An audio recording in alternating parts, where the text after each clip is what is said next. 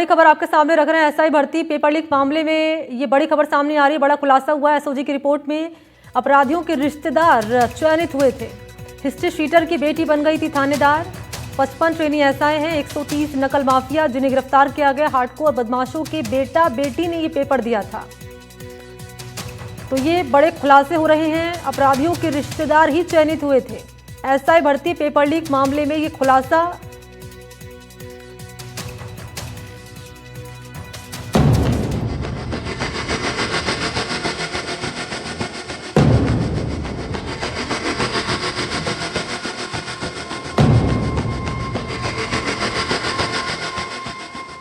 Doctor का बेटा doctor, engineer का बेटा इंजीनियर, अपराधी का बेटा अपराधी। कुछ ऐसा ही खुलासा हुआ है सब इंस्पेक्टर 2021 भर्ती परीक्षा में।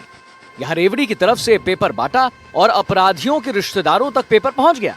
फिर क्या, अफीम तस्कर से लेकर शराब माफिया, मर्डरर से लेकर पेपर माफिया गैंग सरगना के रिश्तेदार की भी जो है सिलेक्शन यहां पर हो गई। अगर ये सभी थानेदार बनकर थाने में लग जाते हैं तो समाज को खोखला कर देंगे और पीड़ितों को न्याय देने के बजाय अपराधियों को ही फायदा पहुंचाएंगे, और पहुंचाते भी। लेकिन इन पर अंकुश लग गया। एसओजी ने इस परीक्षा में नकल के मामले में 55 ट्रेनी सब इंस्पेक्टर 123 नकल माफियाओं को गिरफ्तार कर लिया है। एसओजी की रिपोर्ट में खुलासा हुआ है कि हिस्ट्री शीटर श्रवण बब्बल की बेटी सिलेक्ट हुई थी। श्रवण बब्बल जोधपुर का हार्डकोर हिस्ट्री शीटर है। श्रवण बब्बल पर हत्या, जमीन कब्जा समेत कई मुकदमे दर्ज हैं। भागीरथ राजस्थान का कुख्यात अफीम तस्कर और शराब माफिया है।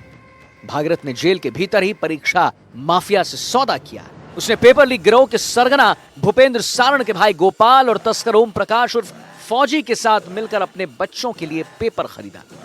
आरोप है कि भागीरथ ने लीक पेपर खरीदने के लिए 20 लाख रुपए चुकाए। भागीरथ की बेटी प्रियंका और बेटा दिनेश थानेदार परीक्षा देकर सिलेक्ट हो गए थे। वाकई ये चौंकाने वाली बात है कि बदमाशों के रिश्तेदार थानेदार बन गए थे। यही थानेदार आगे जाकर थानाधिकारी और प्रमोशन पाकर आरपीएस बनते।